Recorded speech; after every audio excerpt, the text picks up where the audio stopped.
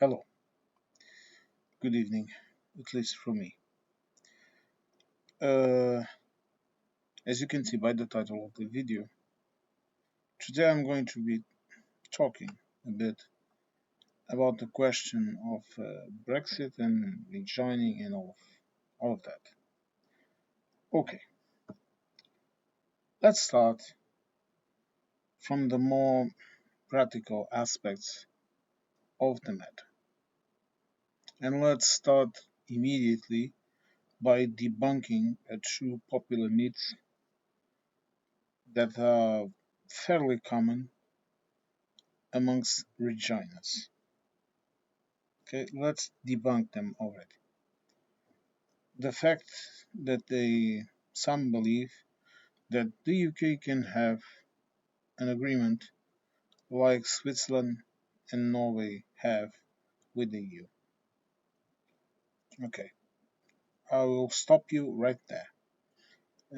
No, no. The agreement the different countries of the EU have with also EFTA members Switzerland and Norway has its own, even the agreements between the two countries, the agreement that Norway has and the agreement that Switzerland has, even the agreements per se, they are different from one another. Secondly, those agreements exist due to a lot of factors, okay, and a lot of preconditions that were already there and pre-negotiations that were made between the different countries of the EU as a whole, as an institution, let's call it like this, and those countries. It has to do with historical facts. It has to do with political facts. It has to do with economic facts that cannot be replicated anywhere else. You have to understand that the legal system in the EU, or the so-called continental root law, is completely different from the one that exists in the UK. The way that some things are processed, and especially contracts and legal aspects inside of the EU, are different from the ones in the UK. Are they similar? Yes, they are, because the values are similar. But the way it's done, no. Something like, for example, the type of procurement of items and services and whatever that you have during the pandemic that happened in the UK could not happen in the majority of European countries, just by the simple legal status and the simple way of in which things are done. This is just a very bare bone example. Secondly, the so-called this type of law has the type of law, the type of continental law. It has it has one issue that it is very I would not call it cumbersome, but very extensive, meaning it tries to integrate a lot of things, no matter how superfluous they might look, and it's not flexible. This is one of the issues. But the other issue that is the advantage of this system is that it's very bulletproof. Meaning, when you sign a contract, even here with a private entity, even a work contract, whatever, the contract, in case of any kind of doubts, what is written is in the contract is what it is. Meaning, if there is no room for creative interpretation, just like in law. In the UK, the system of law of the UK, the judge or the jury or whatever, the entity that is presiding the decision, they can interpret and they can change and they can use past cases, past things that happen, to apply it to the current the current event that they are judging now. Here, no. Past events only serve to aid. When a judge is deciding something here, it is in the law what he has to do, meaning there is a limit for penalties, there is a limit for everything. There is a number of factors that have to be taken into account when presiding and deciding over a determined case file, be it a criminal case, be it a civil case, be it a work related case, be it a family matters case. So, the first thing you have to understand is this: you cannot interpret, for example, the preconditions to enter in the EU. This is an example, okay? Or to gain access to any kind of mechanism and flagships, flag products, okay, flag projects, so and all of that. No, you understand what I'm trying to tell you. You cannot interpret it using the flexible and the free of interpretation law that you have in the UK.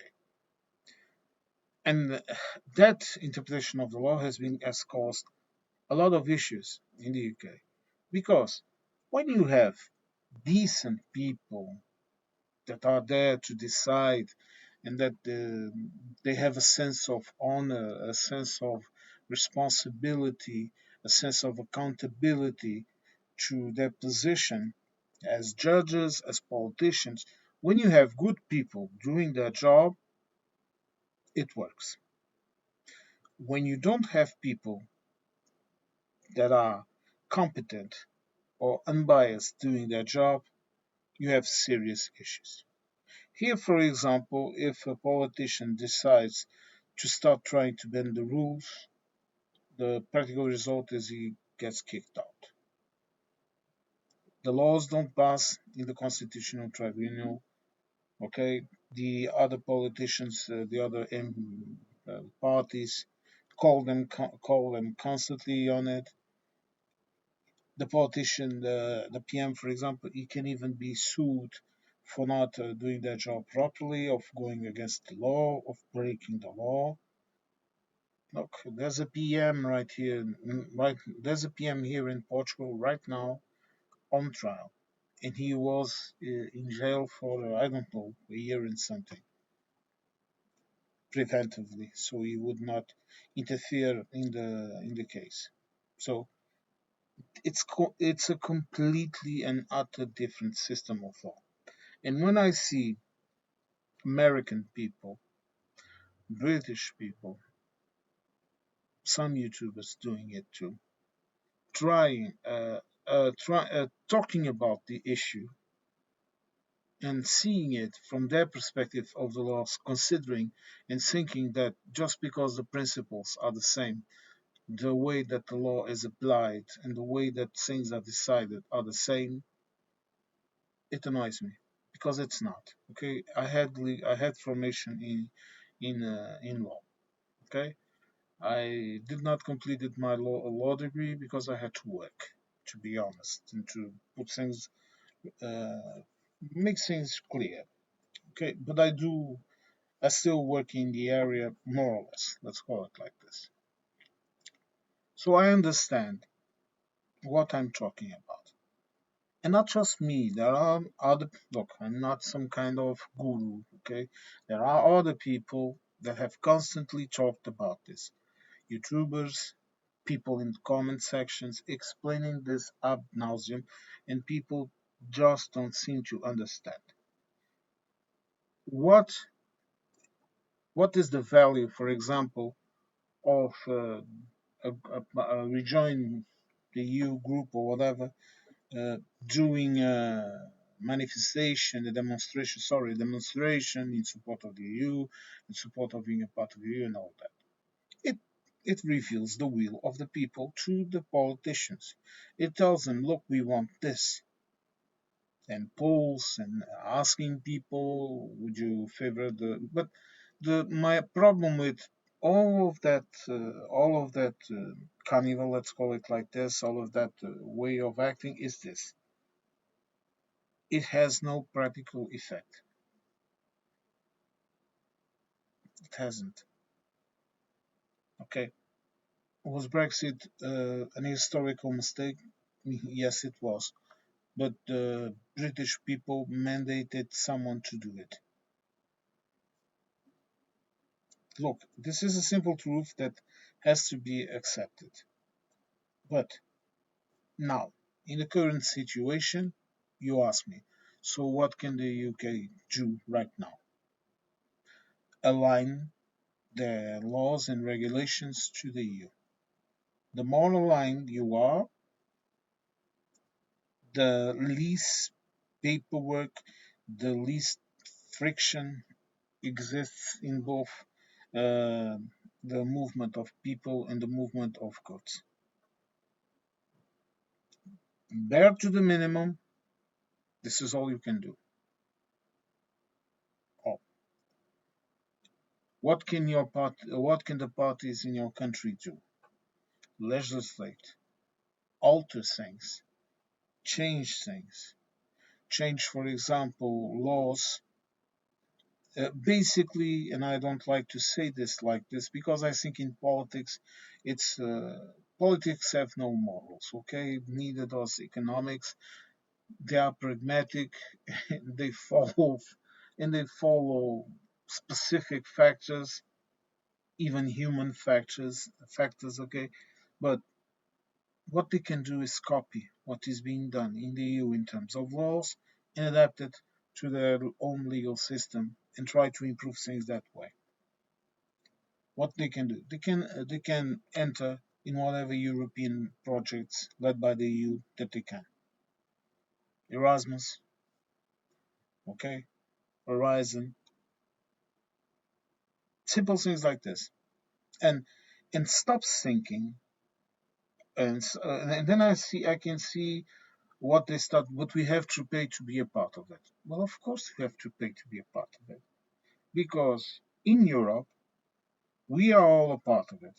Okay, but we all donate from our own budgets, national budgets, from our own taxpayers' money.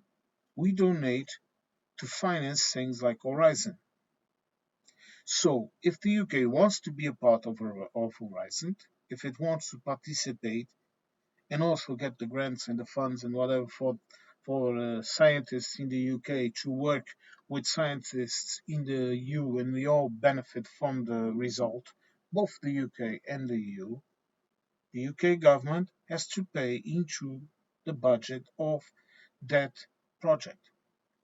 Basically, when the UK is participating in any of those flag projects, any of it, look, Erasmus, whatever, it doesn't matter. Whatever the project is that the UK enters, it has to be paid through the budget, just like it would be paying if it was a part. And it will not have the same benefits that it had before. It cannot have. It will have the benefits that that specific project gives. Sorry. But as for the way, for example, that the EU is going to implement those discoveries and those advantages and that technology, whatever you want to call it, okay, inside of the EU itself, all that the UK can do is in its own country, at its own level, it can, for example, it can apply it to there and mimic what we are doing here. But people need to understand this, okay? Because look, the rules to enter in the EU, they are very simple, really. They are not that complicated. In terms of politics, in terms of economics, maybe the criteria is a bit high, but it's not complicated. We have the Copenhagen criteria, There are other rules, and any country in Europe can ask to enter in the EU. But, for example, even the act of becoming a candidate, even that is subjected to pre-negotiations. Because the UK cannot just say, we want to go back. Okay, no one's going to listen. Okay, it's not the way things are done. You cannot just do that. Okay, the legal the legal position and the benefits that the UK had as a member before, that is that. That is gone. Okay, don't think about the before. That is absolutely analytically buried. It's a legal system. It's a legal situation. This is why I explained to you the differences between the legal systems.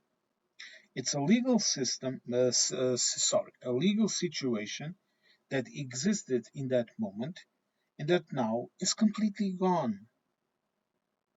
Now you have a new situation. It's like a new candidate. There are a lot of countries that are trying to enter in the EU. That some are more advanced in their integration, because what we have here is precisely that. That is the reason why it's called European integration. This is an expression that is often used, and that people from the outside, they don't understand it. Some like the Nutters or the Nutter nationalists in the UK consider that as a loss of sovereignty and loss of that, a loss of this, a loss of that. They always perceive it as a negative thing, but it's not that. It's a negotiation. Parties sit at a table and they negotiate. You want this? Okay. Then we have to make this integration project. Okay, in this X amount of time, you're going to have to enter in the euro, whatever. And then in the parliament, the EU parliament, they already decided some things that all new candidates will have to accept. Okay, and this was decided by the entire group. You understand this? All the components of the EU decided this is how it's going to be. One of the things, for example, is the euro. Now, I don't want to sound like I don't know, with bias or whatever, but I can tell you this: the UK, the UK's economy is toxic right now. It's highly volatile. It's highly unreliable, because the entire fiscal and taxing system inside of the UK is completely deranged. Okay, it looks like a madman's plaything. You have an assortment of laws, some outdated, some overlapping with each other. You don't have a clear fiscal policy like we have here. And that has become a staple in all of the EU countries. And the reason is for this: with this uniformity, an investor, for example, like for example the ones that are building battery factories right here now here in Portugal. Okay, you have a lot of companies with Portuguese money and foreign investors, like for example from China, from Korea, from Japan, from inside of the EU, from Germany. There is even one British company also here exploring, probing lithium mines for the Portuguese government, for the Portuguese economy minister. Okay, it's a British company, but it's operating here under our rules. Okay, but they come here and they know that, for example, if they go to France, if they go to Germany, if they go to Romania, if they go to Poland, they know that with the due adaptations, because countries are sovereign, with the due adaptations, the rules pretty much the same. The fiscal policies, the taxing policies are pretty much the same. The levels may vary, just like other things. For example, I have talked about this often, that Portugal has a much higher tax on sugar and salt due to specific health problems of our populations related to the type of foods that we like and that we eat often. Okay, this is a simple example to explain something that isn't that hard. Okay, right now, for example, and a lot of parties here don't like it, but Portugal had to change radically its immigration policies because of the pressure of the other countries that were taking in people that entered here and that then use it to enter in the other countries. And they said, look, either you stop this or you're going to get fined. This is a very simple example of peer pressure, but that is absolutely legitimate because what we do in our countries has consequences in other countries. This is why this uniformity in legal terms, in whatever you want to call it, this is why this is so important. And the UK right now is a completely different world. It's utterly different. Okay? You still have that. This is just an example. Okay? For example, that guy from inside Russia, he sometimes is a bit oblivious about what is happening in the EU.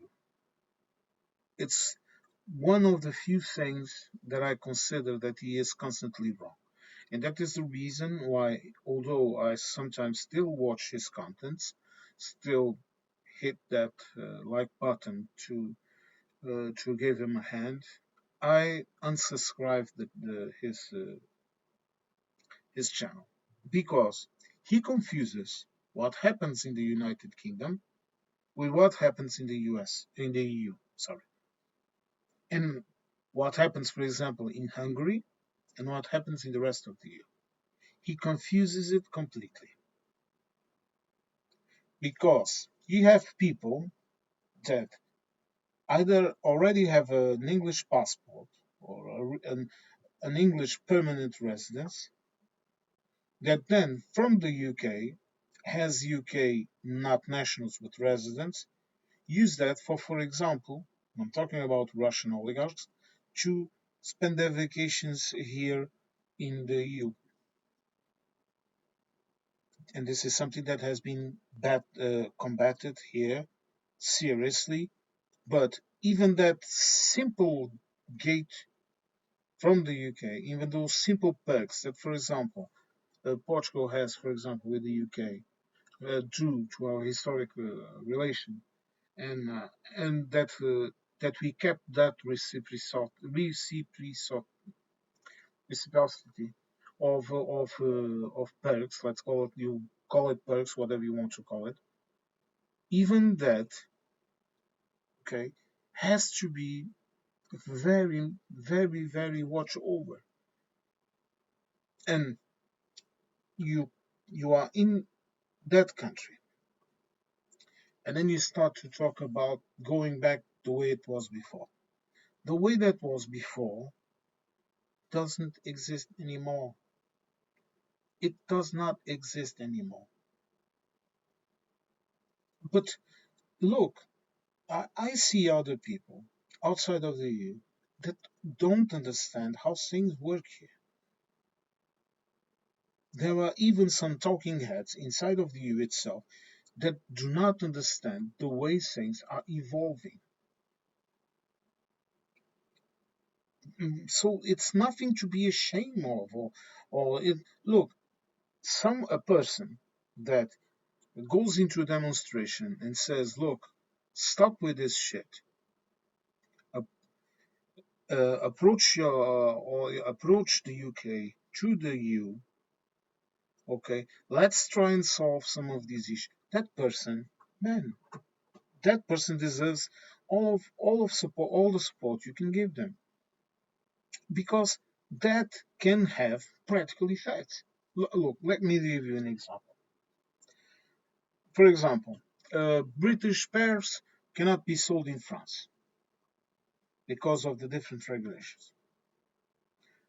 The British government issues a law stating this: from now on, all pears in the UK will have to be produced under these laws, and they will be altered as the laws inside of the EU itself are altered. So there will be a uniformity of the pears. When those British pears arrive at the border to enter in France, the paperwork will still be there. But that paperwork, if there is, for example, communications between the EU and the UK, that paperwork will be heavily reduced. And even if you will always have a loss, because it's not the same thing as having open borders, let's call it like this, like we have freedom of movement. Even if it's not that, that can solve a lot of issues. Tourism. The UK can speak with the EU, let's call it like this, an easy way of explaining things. And it says, look, from now on, uh, we want to talk about something. We are going to accept that all EU citizens that want to visit the EU and that want to visit the UK and that want to do some tourism here or stay for this the time that is already in the TCA, all they have to do is to present their national identification card. They don't need passport, they don't need stamps, visas, anything. And in return, the UK says, oh, okay, then your citizens can do the same. They just have to present their equivalent document if they don't have an ID card, and I know the British don't have ID cards. You can present your passport, okay, and it's done. And you can ease the rules like this. You cannot end the rules of the 90 days, for example. That you cannot end because it's a part of the agreement. And no one in the EU is going to authorize anything different because that would be giving the perks of a member to a non-member. But it can facilitate things. You have to start with small steps. Like my Sifu used to tell me, in martial arts you begin with small steps. You begin, for example, with your breathing, and then comes the repetition of the katas of the movements. Okay, it's all a slow process. It's infuriating, I know, but you cannot you cannot jump the process and go straight to the end. Is it completely impossible? Almost. I don't know. Maybe a world war will change that. Situation of emergency that would force, for example, the UK to immediately apply vertically EU law in order to be completely equivalent with the rest of the EU, and for the EU members to decide that this had to be done. An extreme event. And I'm not talking about this sitcom between the United States and Russia. I'm talking about a serious event. This is, look, this is extremely serious, okay? But I'm talking about something world changing, okay? And with this event with the United States, you have been seeing the UK doing precisely that. No, they're already talking about the movement of students and whatever, right now. For example, military cooperation is is getting much more deepened. They are negotiating also for the UK to be a part of the weapon procurement. This is an example, okay? Small steps that can be done. Look, the artists, okay. But the issue here with the artists, let me tell you this. The UK leaving has given a lot of jobs and a lot of relevance to EU nationals. Portuguese, Spanish, French, Germans, whatever. And that part, I don't really think it's going to change. It might change for a couple of things, okay? They might ease up on the, for example, imagine this, a band that wants to tour Europe or whatever, and it can't. It might ease up on a couple of things, but in terms of costs, I don't see it happening. But this is an example of this, one of the things that the UK lost. Okay, and other countries have become gateways into Europe. Okay, even little old Portugal has gained a lot from it. The Netherlands, France, Germany, they were the main recipients of this gateway. Okay, and France, of course. No, but what I'm trying to tell you, and since you in the poll, people told me that I should make some more about the UK and Brexit. This is this.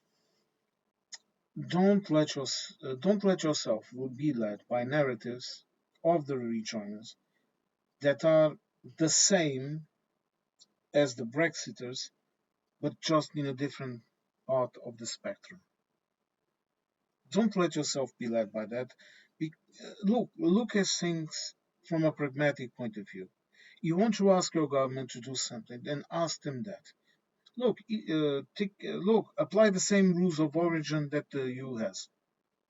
This would be a simple look. This would be so simple, and it would benefit the British manufacture and the British production of food and farming. It would benefit them immensely.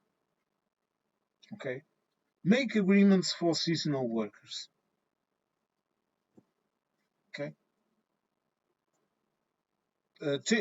make for example agreements for health and care, health and care workers. Okay, so much can be done. So much simple things can be done, and they just keep the labor. This is why they annoy me.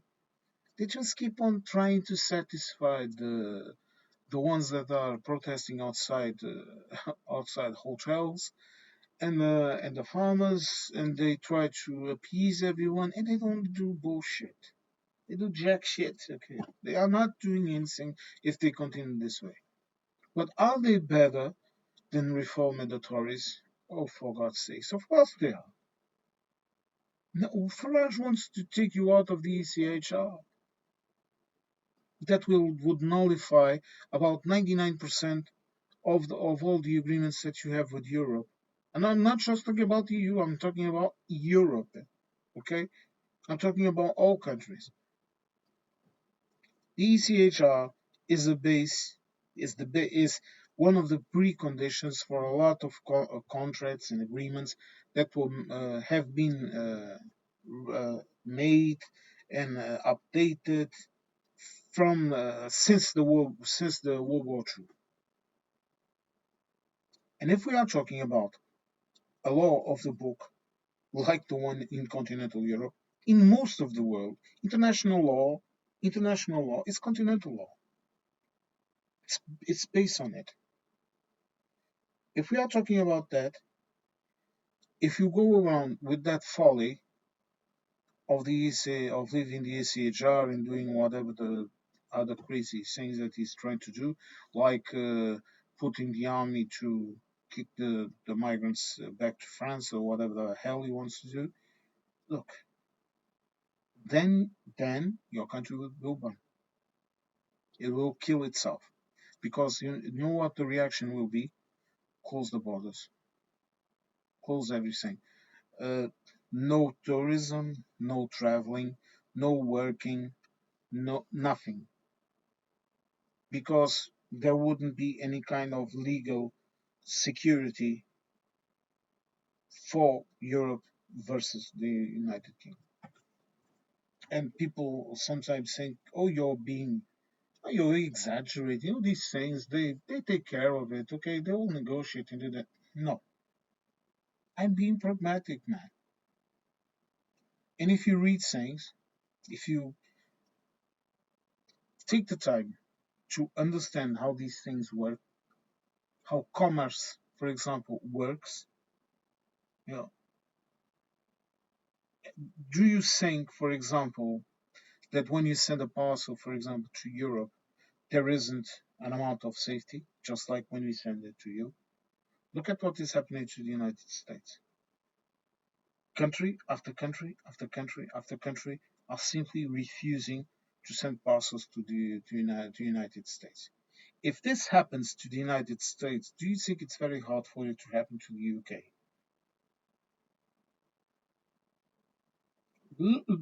Just look at them. You know, I have talked about this in other videos.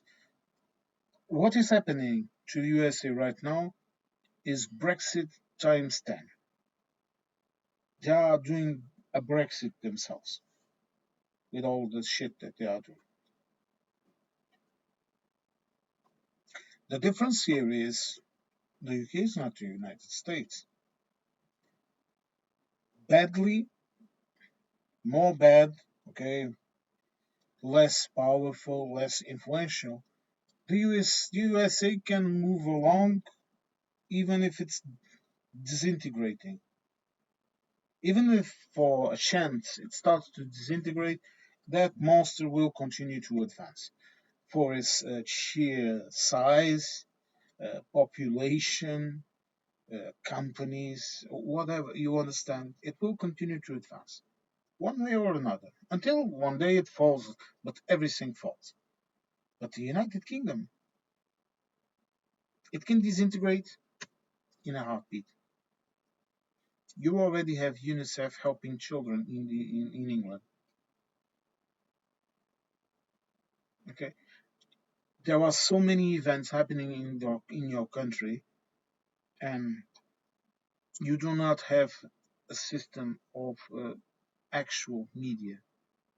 I'm not saying, like I sometimes jokingly say, that there is absolutely no media in the United Kingdom. No, that is not what I'm saying. There are a couple of people that are talking, a couple of companies that are actually trying to give you the news. And even the ones that are not trying to do it, they are giving you a sense of what is happening. But you don't have actual media like we do. Free media. You don't. You don't. You have a lot of lobbies. You have a lot of mouthpieces. You know, how can you explain, for example, that the fact that the man that promoted the disaster of Brexit, that promoted so many things, that said that he had all of the solutions, is now constantly on your news? Nigel Farage. How can you explain that? Someone is promoting him. Someone is promoting his party. Someone is promoting his ideas. Someone is spreading fear, and someone is spreading hatred in the people. Okay, inciting them to go out in front of hotels to protest when they should be protesting in Westminster. Because the key issue here is that you think that for someone to tell you that you are a jackass for attacking migrants and protesting against hotels, you think that we don't recognize that there is an issue. Of course, there is an issue. There is an issue here too. But here, I want my government to solve things. Okay, I want the migrants to be safe, and I want our streets to be safe. But I am not going to protest against the effect. I'm going to protest against the origin of the effect. And the origin of the effect was what I was just telling you right now, that they had to apply a more strict immigration policy because it was already affecting other countries. It was affecting Spain, it was affecting France and Germany.